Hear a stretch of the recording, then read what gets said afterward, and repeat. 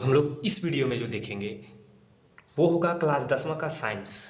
ठीक है, class 10th का साइंस जो बोर्ड लेवल का एक ये होगा। और ये जो होगा साथियों बता दें, ये जो सभी प्रश्न हम लोग देखेंगे और ये इन्फॉर्मेशन लेके हम आए कि जो सभी क्वेश्चन होगा, सभी प्रश्न जो होने वाले हैं वो सब होगा MCQ, मल्टीपल चॉइस क्वेश्चन। ठीक है, आपका यहाँ पे मल्टीपल चॉइस क्वेश्चन होगा और सभी चैप्टर से जितना अधिक प्रश्न बने सब हम लेके आप लोगों के बीच में आएंगे। ठीक है, लेकिन आपको बता दें कि डेली जो होगा, डेली जो होने वाला है, हम लोग डेली जो इसमें देखेंगे 35+ क्वेश्चन हम लोग डेली आपको इस YouTube चैनल के ऊपर मिल जाएगा। तो साथियों आपको करना क्या है कि आप इस चैनल को सब्सक्राइब कर लेना है, क्योंकि अगर आप 10th में अच्छा नंबर लाना चाहते हैं तो आप इस चैनल को सब्सक्राइब कर लिए, क्योंकि इस चैनल के ऊपर MCQ प्रश्न करवाया जाएगा सभी सब्जेक्ट का। साइंस, क्लास 10th के सभी subject, science, math, English, SST, Hindi, ये सभी का करवाएंगे। अभी शुरू कर रहे हैं हम साइंस से। ठीक है, तो चलिए हम लोग स्टार्ट करते हैं, पहला क्वेश्चन के ऊपर चलते हैं। तो हम लोग पहला चैप्टर जो देखेंगे वो आपका होगा रासायनिक अभिक्रियाएं एवं समीकरण। चैप्टर आपका क्या है? रासायनिक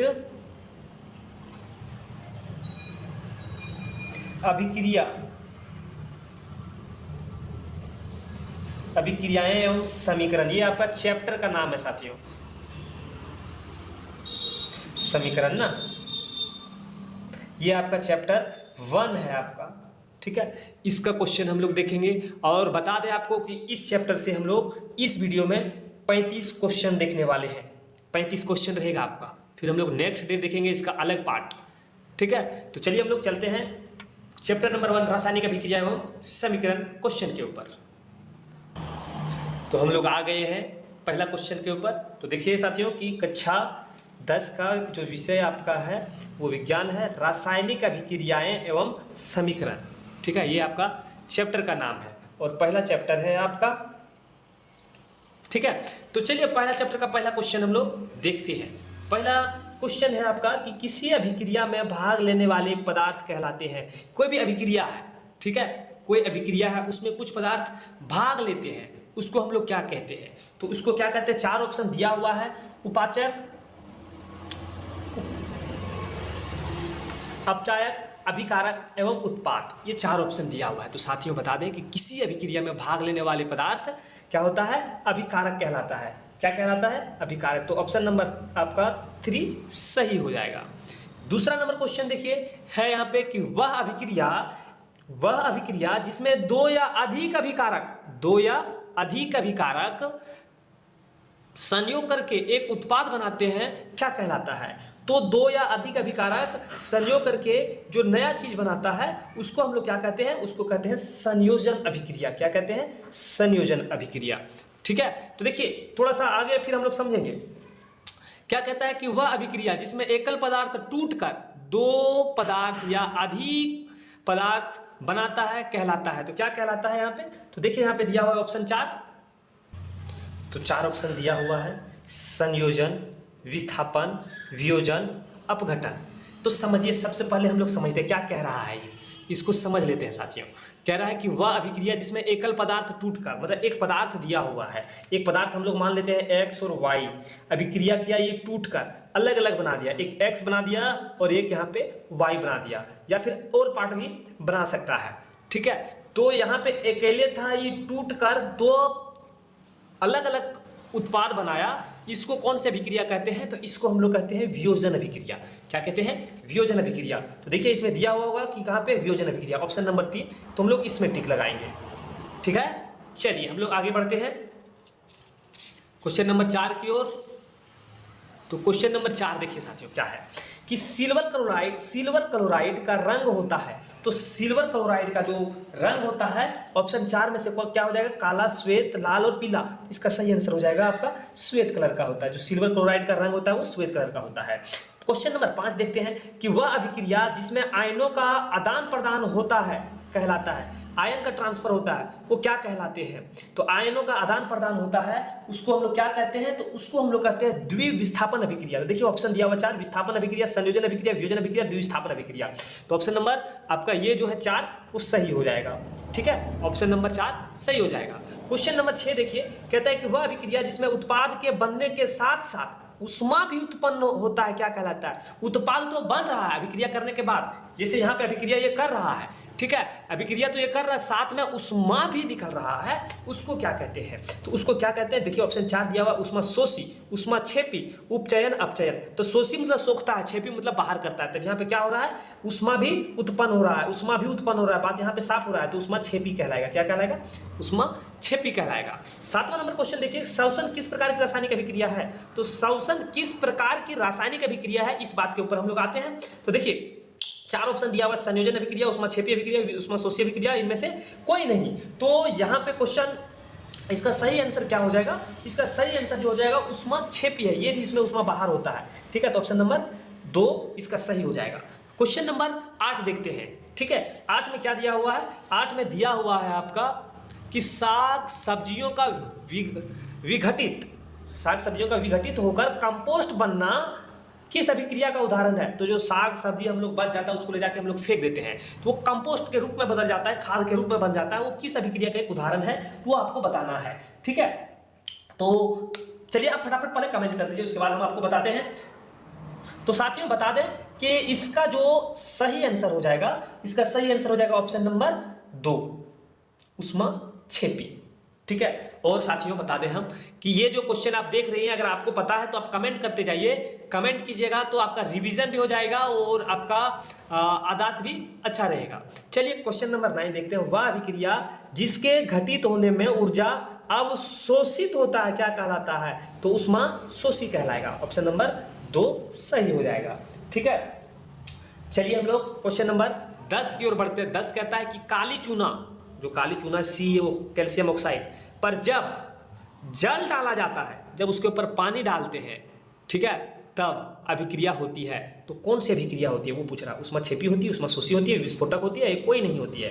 तो इसमें क्या इसका आंसर हो जाएगा, उष्मा क्षेपी अभिक्रिया होगा, ठीक है। जब काली चूना के ऊपर पानी डालते हैं तो उष्मा क्षेपी अभिक्रिया होता है, उससे उष्मा बाहर होती है, ठीक है। तो चलिए हम लोग देखते हैं क्वेश्चन नंबर 11 को देख लेते हैं। तो क्वेश्चन नंबर 11 में दिया हुआ है कि अभिक्रिया यहाँ पे दिया हुआ है, CuO कैल्शियम ऑक्साइड और हाइड्रोजन अभिक्रिया किया, बनाया CuH2O जल बनाया, में किसका उपचयन होता है, तो किसका उपचयन हो रहा है, तो आप यहाँ पे देख पाएंगे कि जो यहाँ पे उपचयन हो रहा है वह हाइड्रोजन का उपचयन हो रहा है, किसका हो रहा है, हाइड्रोजन का उपचयन हो रहा है, ठीक है। तो हम लोग 11 क्वेश्चन देख लिए। चलिए अगर आप चैनल पे नए हैं तो चैनल को फटाक से सब्सक्राइब कर लीजिए, ठीक है, और वीडियो को लाइक कर दिए, वीडियो अच्छा लगे तो हम लोग तब चलते हैं नया क्वेश्चन की ओर।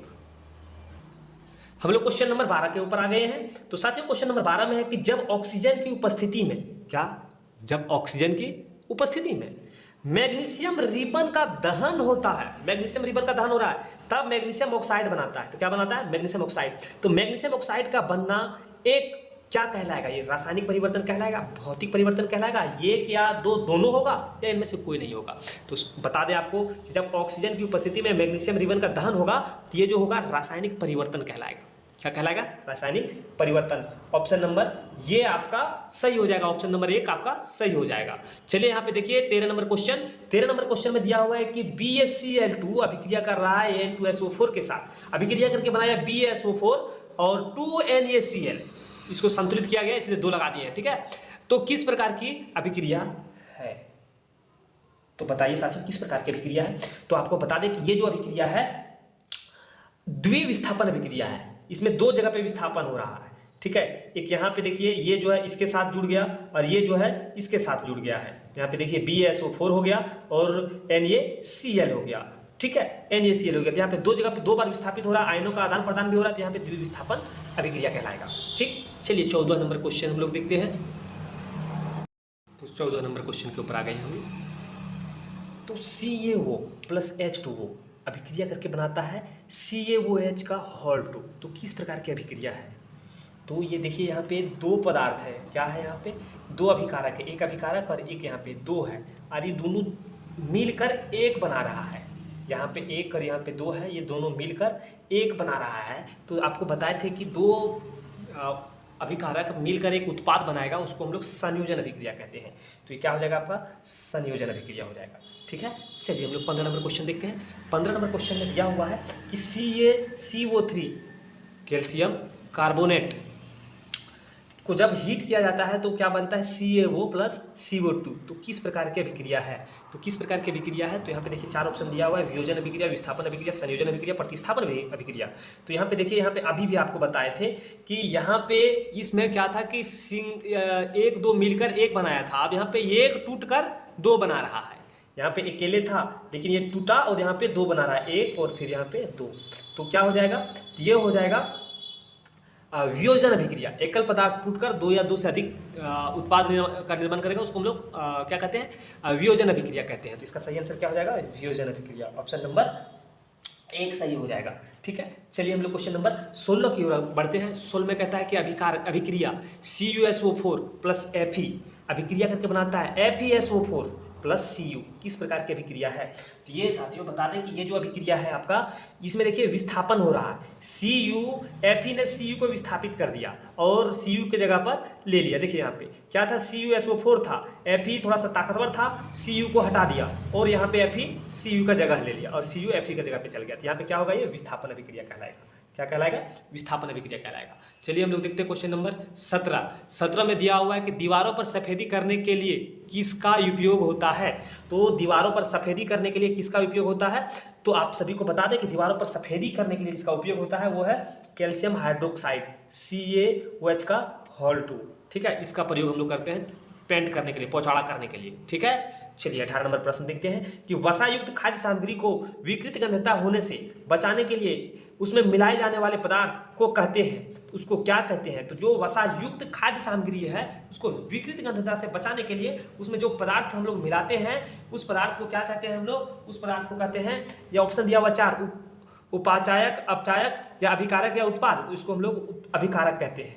ठीक है, यहाँ पे विकृत गंधता है एक पदार्थ है, अक्रम में हम इसमें हम लोग क्या करेंगे, इसमें हम लोग नाइट्रोजन गैस मिला रहे हैं। ठीक है, नाइट्रोजन गैस मिला रहे हैं तो यहाँ पे इसको विकृत गंधता से इसको बचाएगा, है ना। तो विकृत गंधता से बचाएगा इसको, तो क्या होगा, यहाँ पे देखिए ये N2 जो है यहाँ पे किधर जोड़ रहे हैं, अभिकारक की ओर जोड़ रहे हैं, तो ये अभिकारक कहलाएगा। ठीक है, चलिए हम लोग देख लेते हैं क्वेश्चन नंबर 19 कि चिप्स की थैली में गैस भरी जाती है। जो आप चिप्स लेते हैं उसमें जब फाड़िएगा देखेंगे वो खुला हुआ होता है, फाड़ते हैं तो थोड़ा सा निकलता है, थोड़ा सा मात्रा में।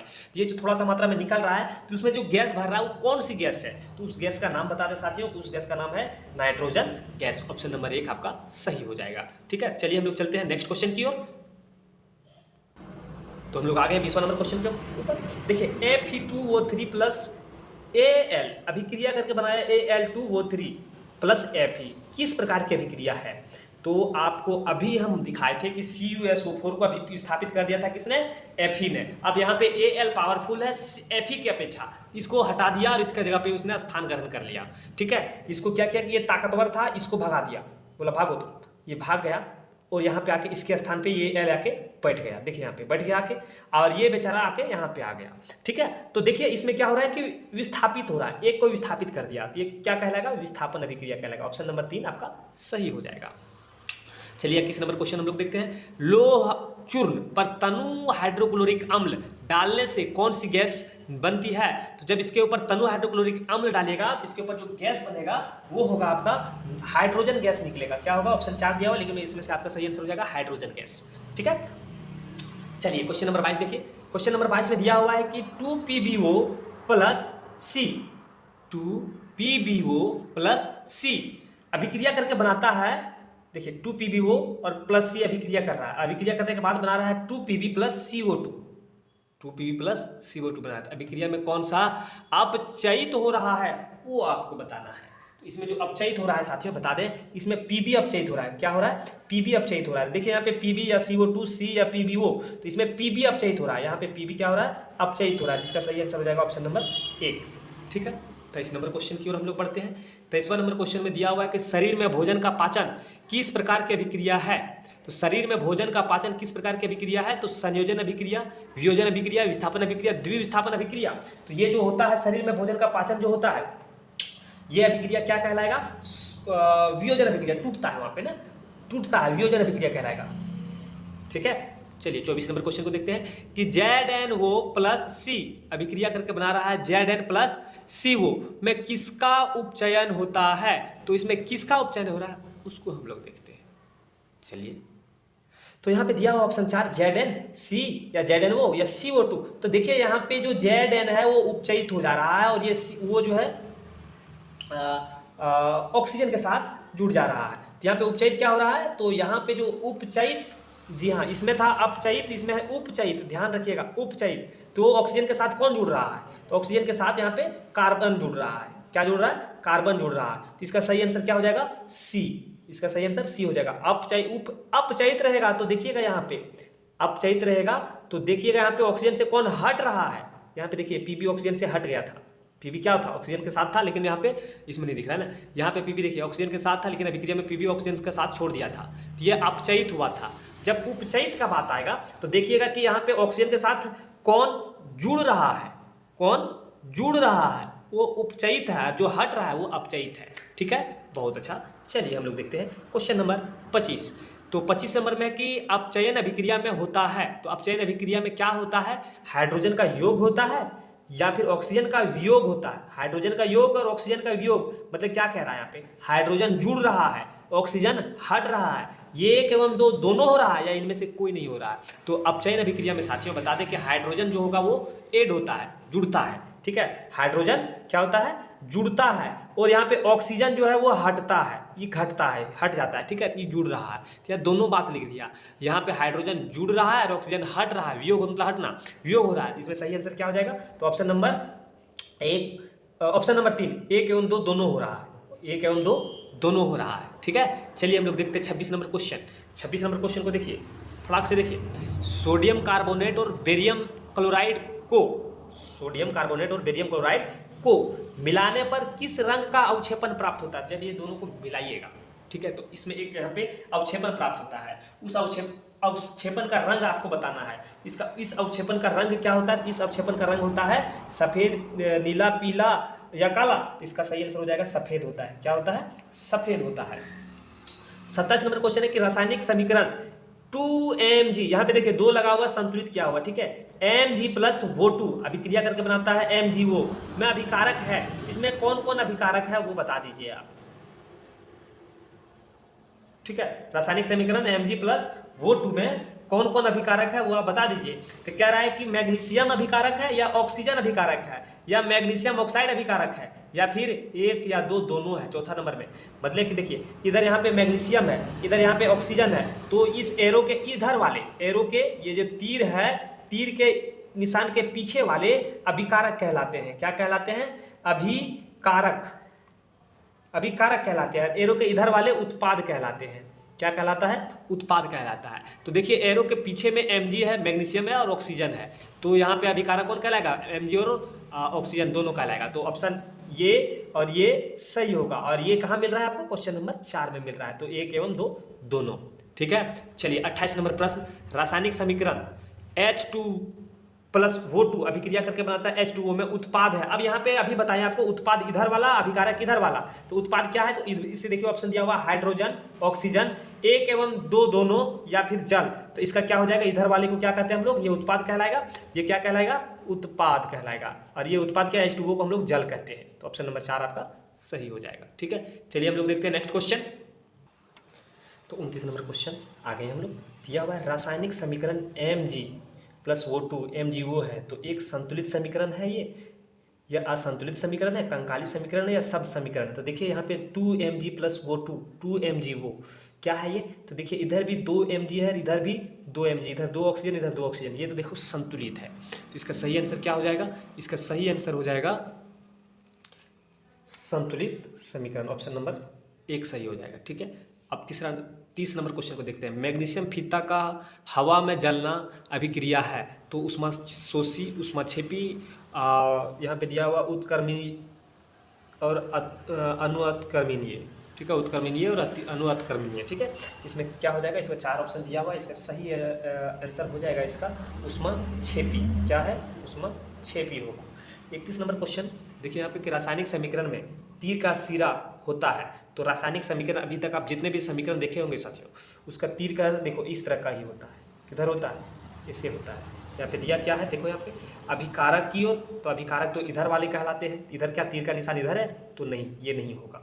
तो फिर उत्पाद की ओर, तो उत्पाद देखो इधर उत्पाद है तो उत्पाद की ओर है, तो इसका सही आंसर क्या हो जाएगा?